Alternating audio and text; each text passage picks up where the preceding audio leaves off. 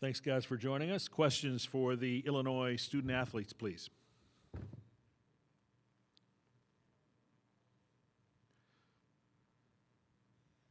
KJ, Joey Wright at the Champaign News-Gazette. Just curious, what have you heard from friends, family back home in Lithuania over the last few weeks going into the NCAA tournament here?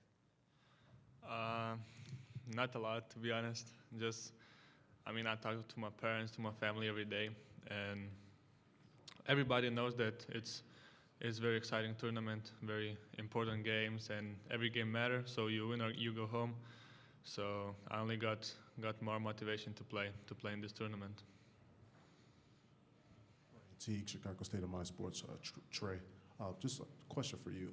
It seems like you and Colin have really embraced the leadership role. Just wanted to know how Coach Underwood has kind of helped you embrace that and kind of dig into that a little bit. Yeah, definitely. With the culture of the team, it starts with Brad, but us being one of the older guys, and we got a lot of key players on this team, just trying to give our wisdom and experience, to try to make us go as far as we can. So definitely stepping more into that. Trey, Serena and Boyne at WHAS 11 right here. You came and played at Louisville and now facing Kentucky. Is there anything that still has that rivalry burning in you? Not really. It's just another game for us that's a must-win for us. We're not trying to look too far ahead or get worried about any other team. Really just standing on our principles, and we try to get those looks each game. Tomasoff, Steve McGargy, Associated Press.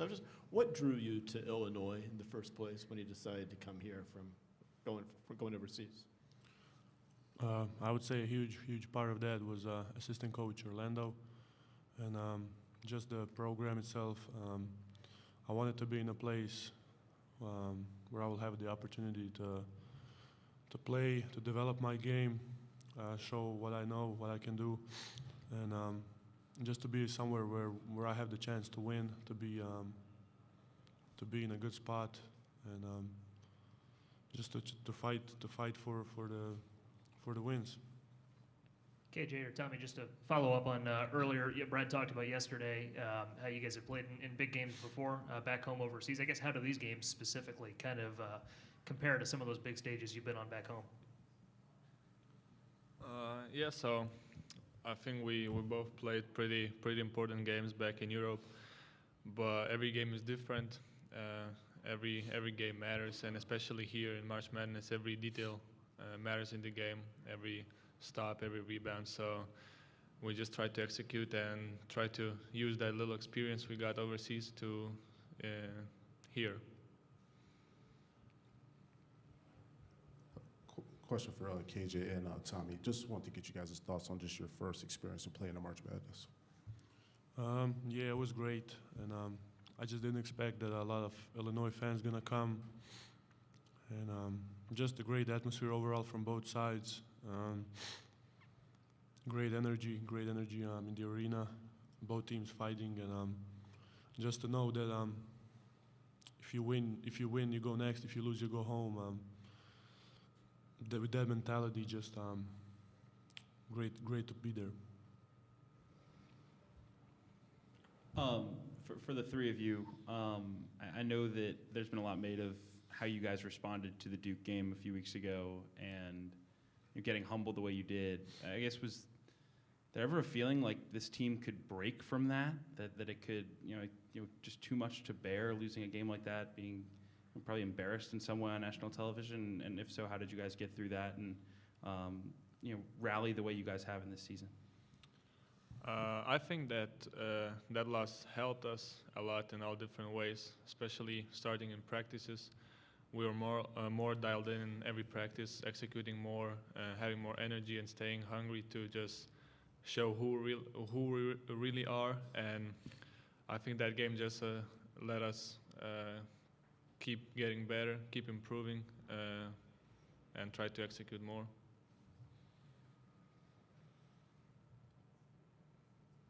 Just one for the three of you quickly. Did yesterday feel like a home game with the crowd, and just with Milwaukee being so much closer to Champaign than some of the other sites, or where the other locations for where the other teams are, do you feel tomorrow might be a quasi-home game too as well?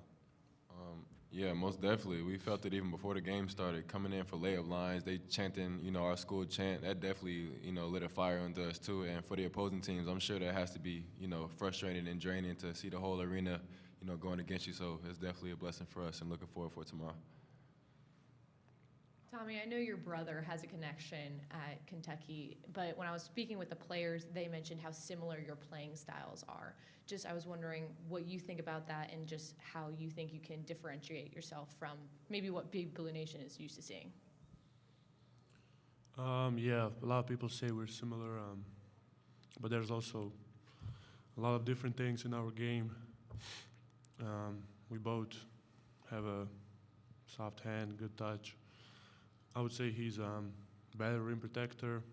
I play more physical, and but there's a lot of other similarities. We moved similarly on the court, and but I would say the main differences are his defense and being able to block more shots, to be more present at the rim, and from my side just to play more in low post, be more physical on that end. Tyler Thompson, Kentucky Sports Radio. Tommy, this is also for you. Similar question. Your brother's playing in a pretty big game right now, too. I was curious, how often have you all talked this week, and what was his reaction when he found out you're playing Kentucky? Yeah, we talk every day, but I wouldn't say his reaction was anything special. He wished me luck, and that we can play good against them, that we can win that game.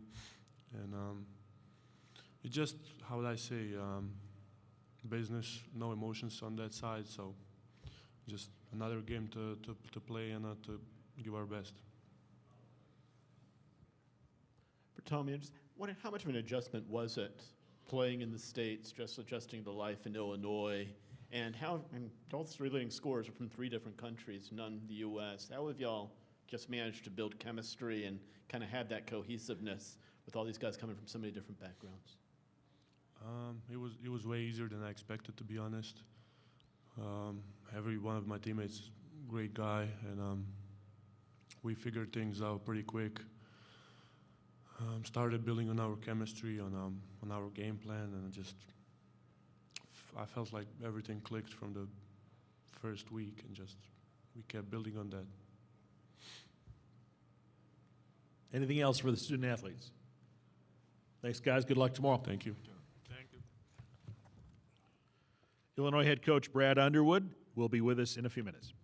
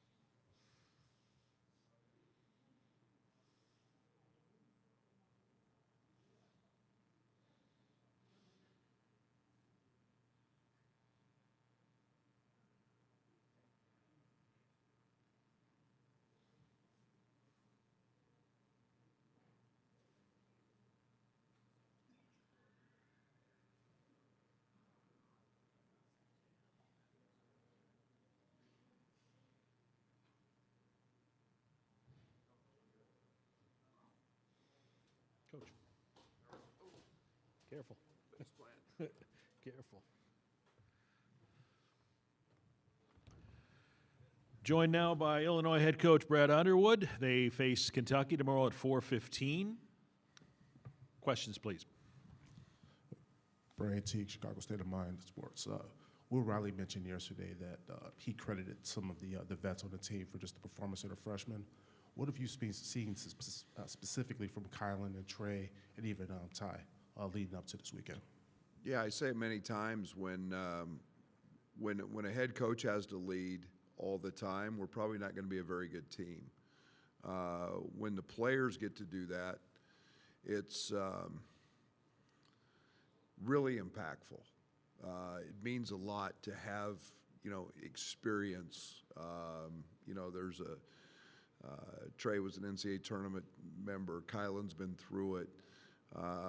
And just the ups and downs of a season.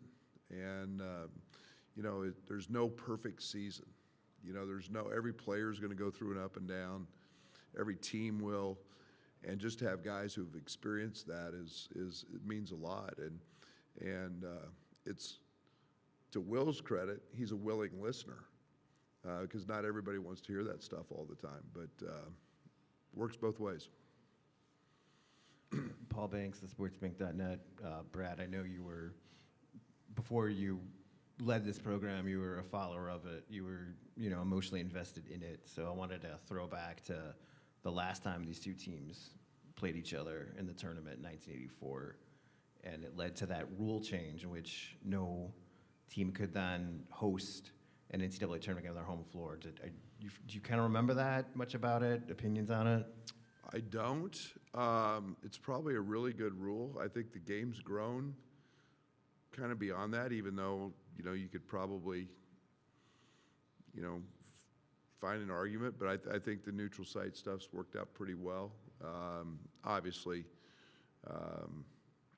must have been pretty impactful to create a rule change and do that. But I think that, again, television has just grown our game in so many different ways, and that's obviously one of them. Steve McGargy, Associated Press. I believe your top three scores were all from outside the United States. You kind of touched on that last night regarding being here at camp, regarding the cussing and stuff. But what was your strategy in terms of rebuilding this roster during the off season, and just how did you were you able to kind of get those guys to come to Illinois? Yeah, and truthfully, the basketball world is a pretty small network of people, and it's not that big. And in Kasparas, we've known about Kasparas for a couple of years. Even though he's from Vilnius, Lithuania, he's been in Barcelona and played on a big stage for a long time. And everybody knew about Tommy and his brother, the 7'1" twins. So. It's a small world that way, and we go over every month, every 6 weeks. We're somewhere in Europe. Our staff, it fits our university. We have a very diverse university with a lot of international students. I love coaching them. I think there's a maturity and a love for the game that I have great appreciation for. And when we started building this team, a guy like Kasparas is very mature beyond his years. He's 18 years young, and yet he's 18 years old, and plays 30 sometimes with his maturity. Tommy's played against great players, and they've all had moments where they practice or play against great guys. So we felt like there was an advantage from that side of things. Will was a guy we saw late, and he classed up. But he's got a special gift. He's a very gifted offensive player, and we felt like it was a great opportunity for him with our strength and conditioning program and Adam Fletcher and the money we spend in nutrition for him to really develop, and they saw the same thing. So. We're continuing to recruit over there, and NIL has helped us be able to go get some of those top players, and we'll continue to be involved in that market. Yeah, Brad, I think after the Duke game, there was a feeling that a season could go a number of ways. I guess From your perspective, was there any fear that this group would roll over? And if there wasn't, what does it say about No, this that's team? all you people that thought that and want to write about that. That's when you know your locker room.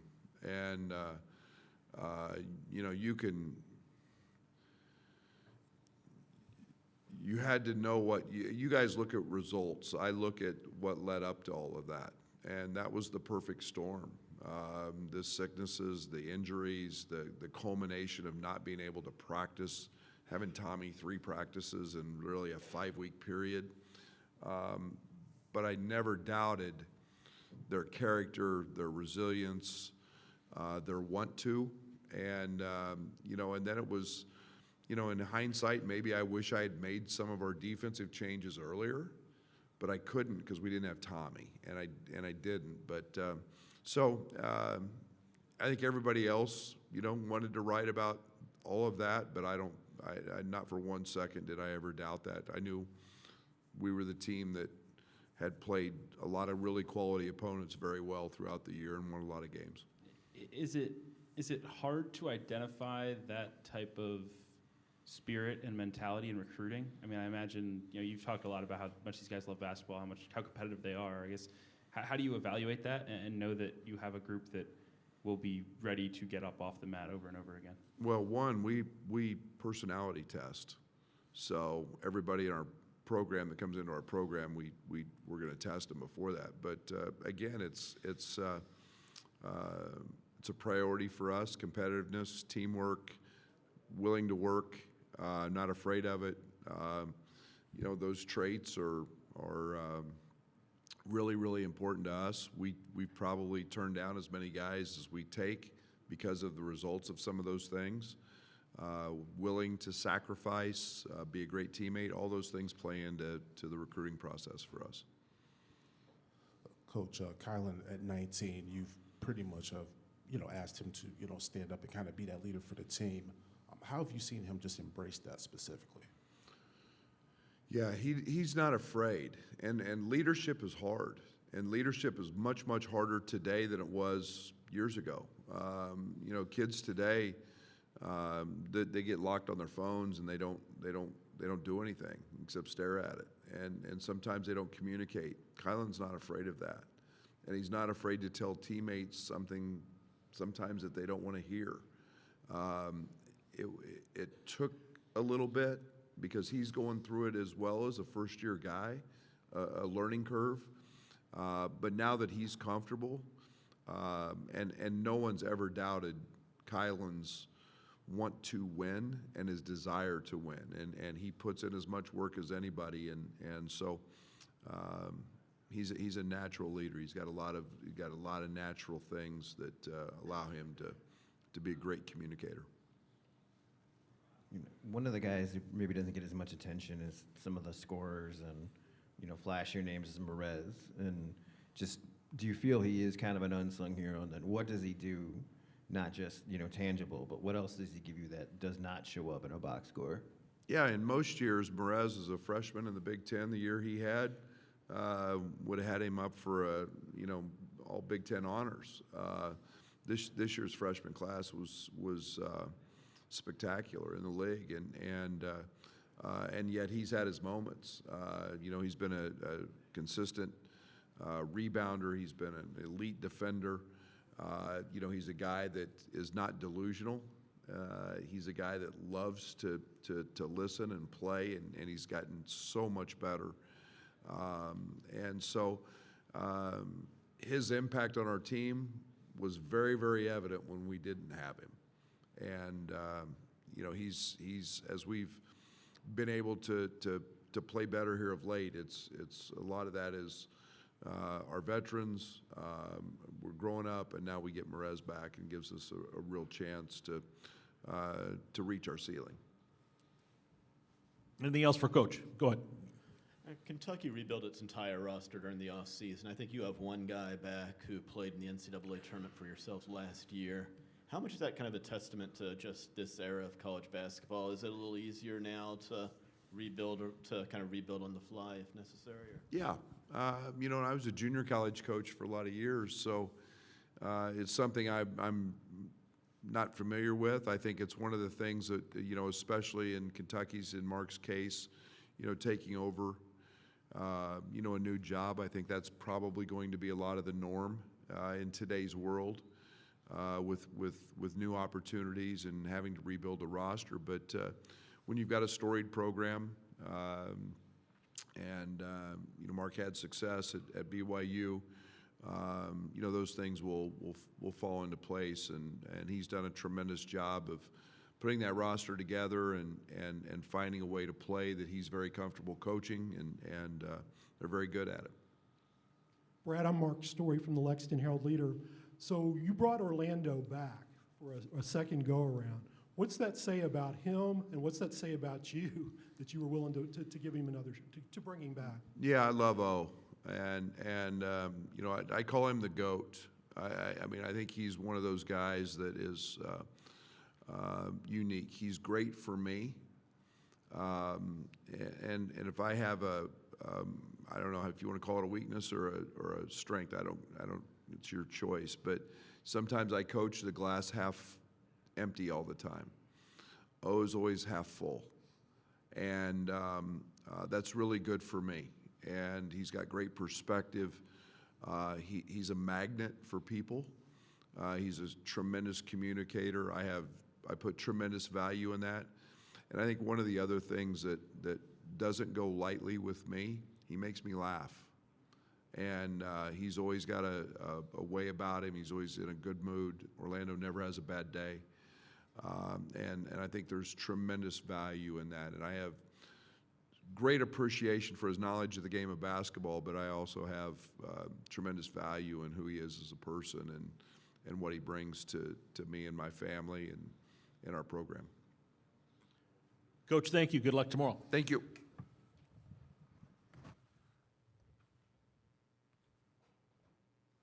And a reminder that Hammond Communications posting recordings of these press conferences in the NCAA